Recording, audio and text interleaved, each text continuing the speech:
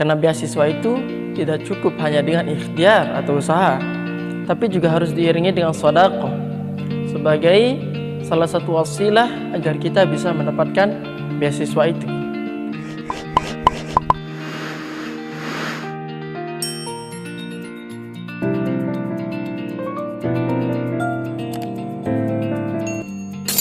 Assalamualaikum warahmatullahi wabarakatuh. Selamat datang kembali teman-teman di channel YouTube saya. Di video kali ini saya akan berbagi pengalaman bagaimana saya mengejar beasiswa atau menjadi scholarship hunter, sehingga sekarang ini alhamdulillah saya menjadi awardee atau penerima beasiswa. Jadi dulu awalnya saya ingin melamar beasiswa LPDP tujuan luar negeri. Semua berkas termasuk proposal studi, rencana studi, dan lain-lain sudah saya persiapkan dan menghabiskan beberapa ratus uang.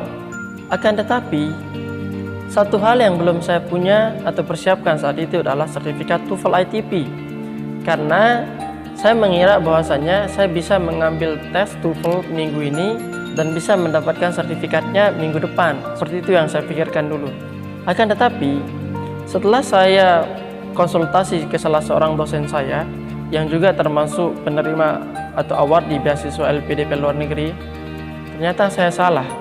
Tes TOEFL hanya bisa dilakukan jikalau lembaga resmi penyedia tes TOEFL menjadwalkan untuk tes.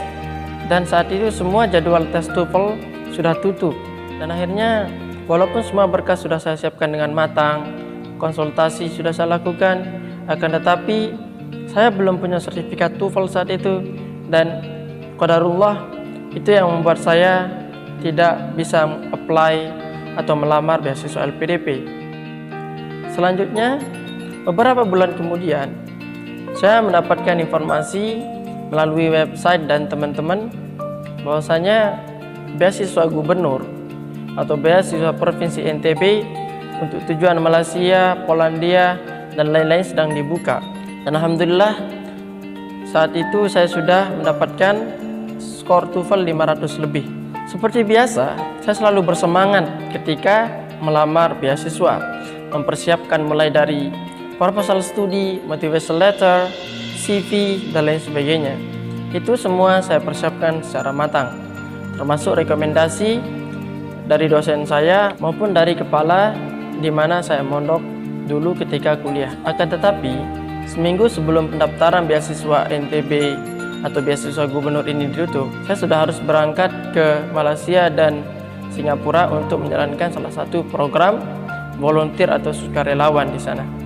Namun sebelum itu, saya sudah menyempatkan diri untuk apply atau mendaftar beasiswa NTB ini. Apply atau melamar untuk tahap yang pertama, yaitu seleksi berkas. Selanjutnya, setelah selesai dari Malaysia dan Singapura, saya kembali ke Indonesia dan alhamdulillahnya saya mendapatkan pengumuman beasiswa NTB bahwasanya saya lulus ke seleksi wawancara. Yang saya lakukan kemudian adalah mempersiapkan semua hal yang terkait dengan wawancara.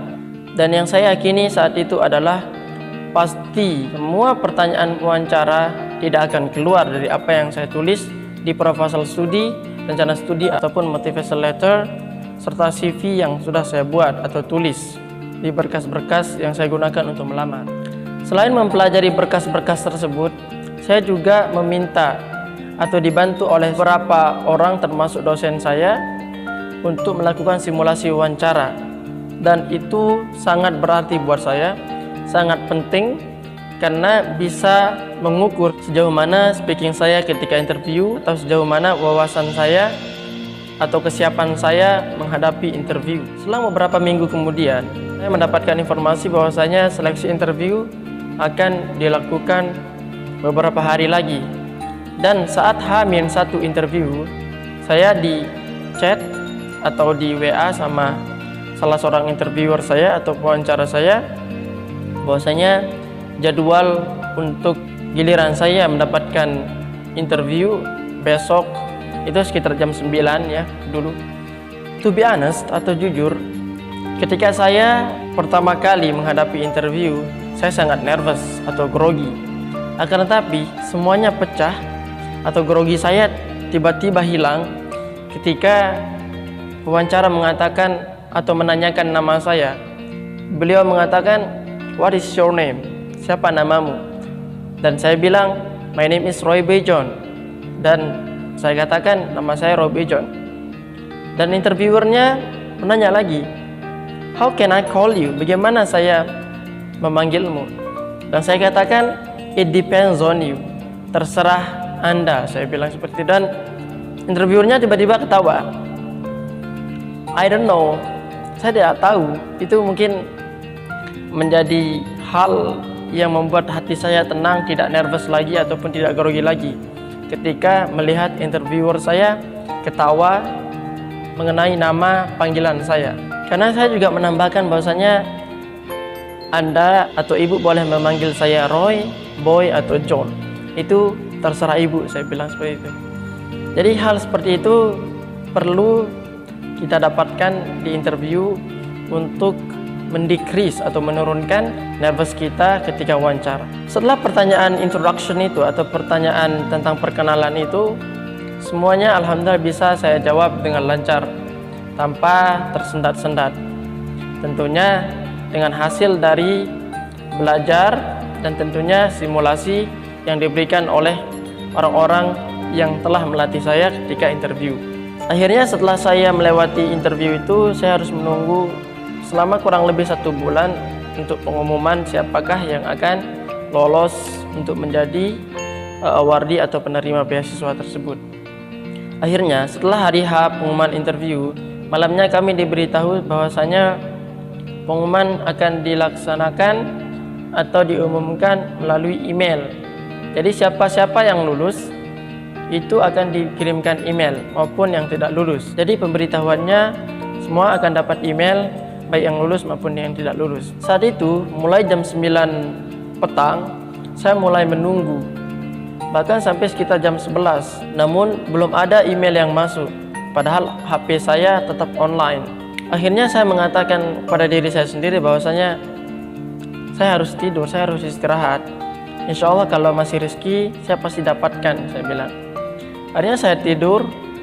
Sekitar jam 1 saya ditelepon oleh salah seorang sahabat saya memberitahukan bahwasanya dia udah lulus duluan, dan sahabat saya itu meminta saya untuk membuka email saya, mencari tahu apakah saya udah mendapatkannya atau enggak.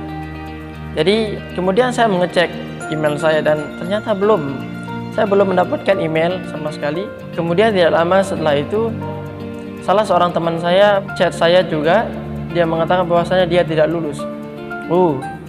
Saya makin nervous, saya makin afraid, saya makin takut bahwasanya saya nggak lulus. Hanya sekitar jam 2 saya menerima email yang awalnya saya baca saya tidak lulus, akan tapi setelah saya baca lagi, alhamdulillahnya saya lulus dan saya sangat senang sekali.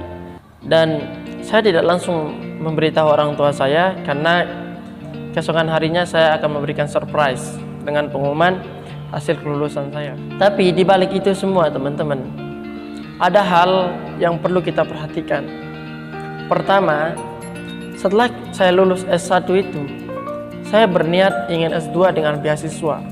Itu sudah saya tanamkan di dalam hati saya bahwasanya saya ingin S2 dengan tanpa biaya dari orang tua saya. Usaha yang saya lakukan itu termasuk belajar TOEFL, mencari tahu informasi tentang beasiswa dan lain-lain. Itu termasuk ikhtiar. Jadi pertama yang harus kita lakukan adalah niatkan, kemudian doakan, ikhtiarkan, dan yang tidak kalah penting adalah wasilah dengan bersedekah. Jadi kalau bisa ketika kita bersedekah, niatkan untuk mendapatkan beasiswa. Dan yang terakhir, tawakal kepada Allah Subhanahu wa taala. Karena semua hasilnya setelah kita doa, ikhtiar, sedekah untuk mendapatkan beasiswa, toh pun kalau kita mendapatkan beasiswa alhamdulillah. Kalaupun kita belum mendapatkan beasiswa, mungkin ada yang lebih baik yang direncanakan Allah Subhanahu wa taala untuk kita. Jadi itu kurang lebih video kali ini. Dan yang terakhir untuk para pemburu beasiswa, ingat kita tidak boleh menyerah sebelum mencoba.